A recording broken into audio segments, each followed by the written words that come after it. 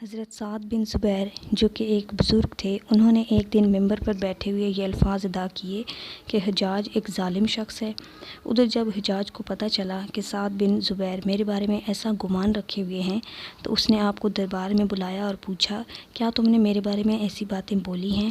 اس پر سعد بن زبیر نے کہا کہ جی بالکل، تم ایک ظالم شخص ہو۔ یہ سن کر حجاج کا رنگ غصے سے سرخ ہو گیا اور اس نے سعد بن زبیر کو شہید کرنے کے احکامات جاری کر دیے۔ جب سپاہی سعد بن زبیر کو شہید کرنے کے لیے دربار سے باہر لے جانے لگے تو سعد بن زبیر مسکرانے لگے۔ حجاج بن یوسف کو یہ بات بہت ناگوار گزری اور اس نے اس سے پوچھا کہ کیوں مسکرا رہے ہو؟ جس پر سعد بن زبیر نے جواب دیا کہ میں تیری بے وقوفی پر مسکرا رہا ہوں اور جو اللہ تعالیٰ نے تجھے ڈھیل دے رہی ہے اس پر مسکرا رہا ہوں۔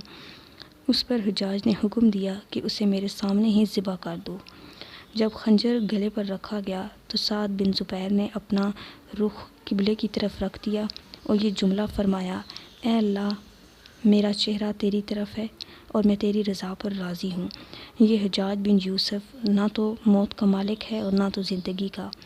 جب حجاج بن یوسف نے یہ سنا تو اس نے کہا کہ اس کا رخ قبلے کی طرف سے موڑ دو۔ جب قبلہ سے اس کا چہرہ پلٹایا گیا تو سعد بن زبیر نے فرمایا، یا اللہ، تو جدھر بھی ہو ہر طرف موجود ہے، مشرق اور مغرب ہر طرف تیری ہی حکمرانی ہے۔ میری دعا ہے کہ میرا قتل اس ظالم حجاج کا آخری جرم ہو۔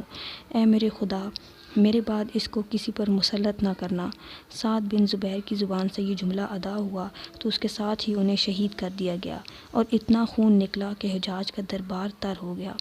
وہاں پر موجود ایک دانا آدمی بولا کہ اتنا خون تب نکلتا ہے جب کوئی خوشی سے مسکراتا ہوا اللہ کی رضا پر راضی ہو۔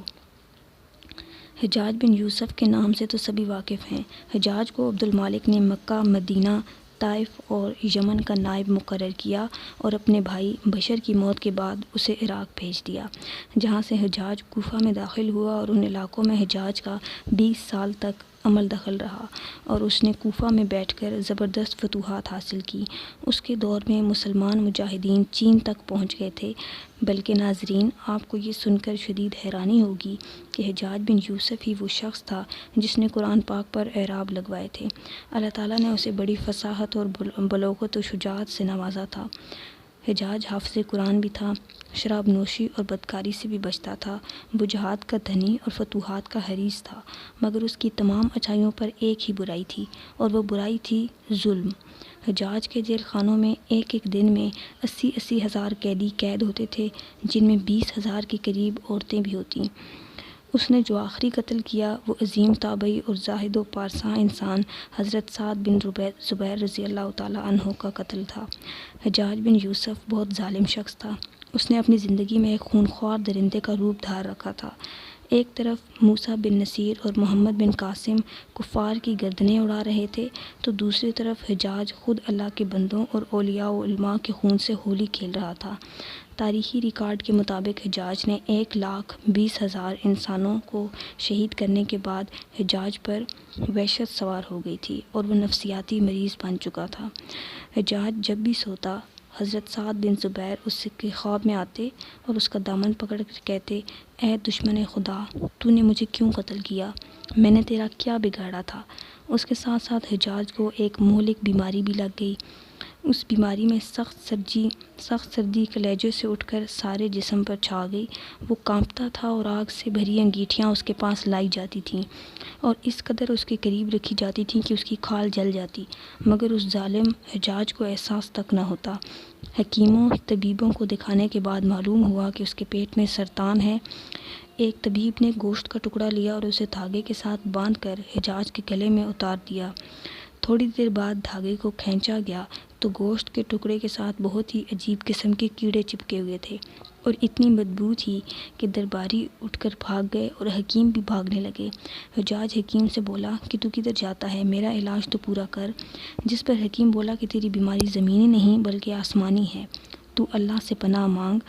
جب حجاج مادی تدبیروں سے مایوس ہو گیا تو اس نے حضرت حسن بصری رحمۃ اللہ علیہ کو بلوایا اور ان سے دعا کی درخواست کی۔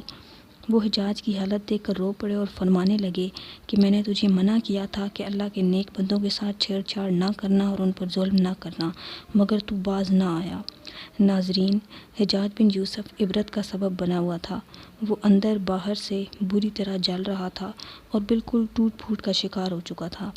حضرت سعد بن زبیر کی وفات کے 40 دن بعد حجاج بن یوسف کی بھی موت ہو گئی۔ جب حجاج نے دیکھا کہ اب میرے بچنے کا امکان نہیں ہے تو اس نے قریبی عزیزوں کو بلایا جو کہ بڑی راحت کے ساتھ حجاج کے پاس آئے۔